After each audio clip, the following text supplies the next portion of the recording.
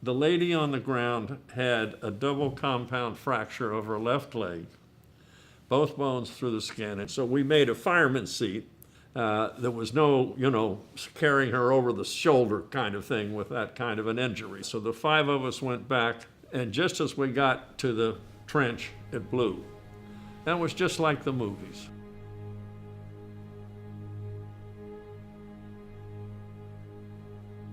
My name is Tom Boyatt. I'm a retired Foreign Service officer. I went through almost all of the ranks, from vice consul to career minister, and I served in Asia and Europe, in the Middle East, and mostly in Latin America. The story I'm about to tell concerns my efforts to get back to my post. I'd been on home leave, and I was going back to Nicosia, Cyprus. I got on a TWA aircraft at Dulles, and the route it was flying was Washington to Paris to Rome to Athens, where I was going to get off and go down to Nicosia, my post, where I was political counselor, and its ultimate destination was Tel Aviv. I was sitting happily on the airplane between Rome and Athens at about 30,000 feet. I know these things because I was in the Strategic Air Command, and the 707 is the functional equivalent of a B-47. So I had a pretty good idea of how much gas, how much fuel they had and the characteristics of the plane and so on. Anyway, we were at 30,000 feet, and at 30,000 feet, the ground looks like a map. There's water here and land here, and I know that geography pretty well. And we were just coming over Greece and the Corinthian Canal. And I thought, wait a minute, we should be at about 5,000 feet, not 30,000 feet. What the hell is going on? And at just that moment, a voice came on the loudspeaker and said, "We are the Popular Front for the Liberation of Palestine. We have seized this aircraft. It is now PFLP flight number 1. We've done this because there are Israeli assassins aboard. We're going to go to a friendly country, and your just demands will be heard when we get on the ground." And so, to put this in context, there'd never been a skyjacking in the Middle East. There'd been a couple in Cuba, but none in the Middle East. I thought that what would happen was that we would go to Beirut, they would land in Beirut, have a press conference, state their cause, and everybody would be home for dinner. But it didn't turn out that way. What happened in the event was, and I remember flying past Cyprus, and we came over the Middle East coastline, and I thought, good. And we were coming down. We're going to land in Beirut, and I've scoped this out pretty well. At that point, as we got, my guess is about 10,000 feet, boom, we had Star of David fighter planes on each wing that I could see. We also had one in back and one in front that I could not see. And then I thought, uh-oh, there really is an important Israeli on this flight, and they're going to take us out rather than let him fall into the hands of the PFLP. That was the first time that I really felt fear. What they were really doing was flying around over Tel Aviv, hurling insults at the Israelis. Colorful Middle Eastern insults like the lack of any difference between the armpit of a camel and your mother's hair, that sort of thing. Anyway, they turned north, and the two fighter planes broke off. And then I was pretty sure that we were either going to Damascus or to Baghdad, and probably Damascus because it was closer. We flew, and the sun was crossing and beginning to set, and I knew we were about out of fuel, and we started down. And the hijackers who'd had us like this for several hours came back on and said, "We are soon to land in a friendly country. We're going to blow this plane up 60 seconds after you get on the ground. So we urge all passengers to evacuate immediately." And they kept repeating this as we're coming down.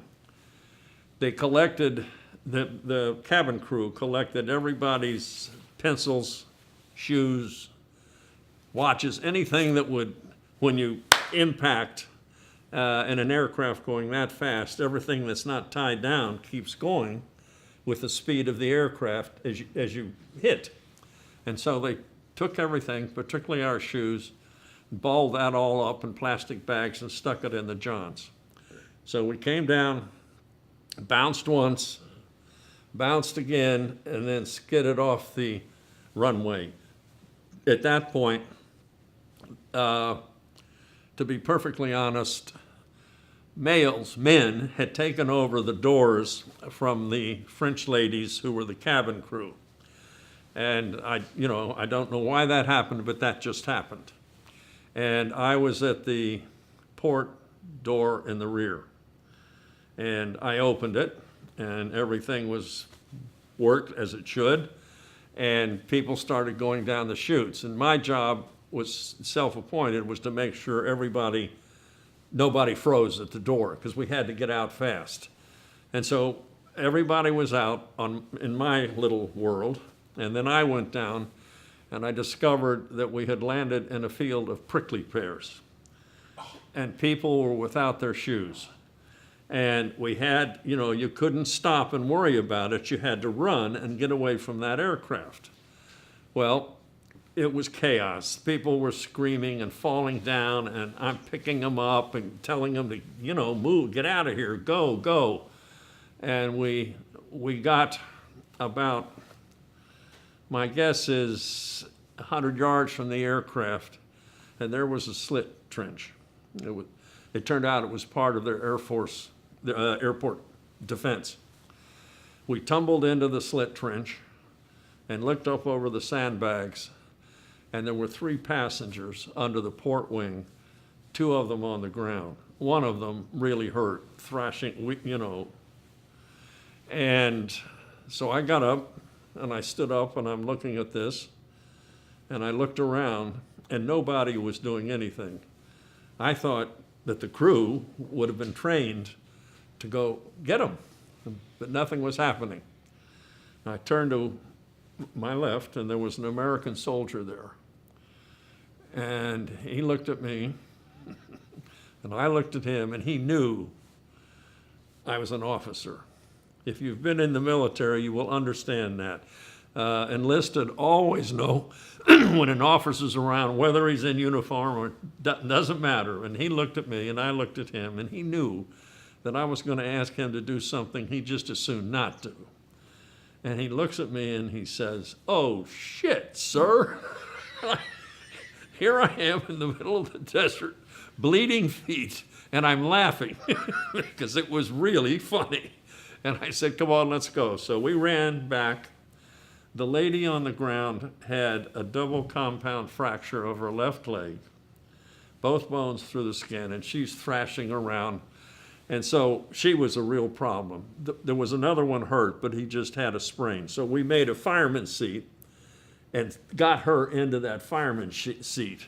There was no, carrying her over the shoulder kind of thing with that kind of an injury. So, and the guy that had the sprain leaned on one of us, and his wife, who stayed with him, helped him on the other side. So the 5 of us went back, and just as we got to the trench, it blew. That was just like the movies. There was a puff of white. The first thing you saw was visual, a puff of white smoke with an orange ball in the center. And then we heard the sound and felt the whomp, and then we saw hot metal dropping all around. But we were out, it was dropping between us and the aircraft. And eventually they came and picked us up, and I'm thinking about this the whole time. And I realized that this plane is full of Jews going to Tel Aviv from the U.S. and Canada, but other nationalities as well, mostly Americans. So what do you do in a situation like that? And I'm thinking about that, and they came and got us in a bus and took us to an empty hangar, and we're all standing around. And I'm deciding, it took me a while to get there, but I decided that the best defense is an offense. And so I had my black diplomatic passport in my pocket. I walked up to the man that was clearly in charge, and I said to him in French, "I'm an American diplomat.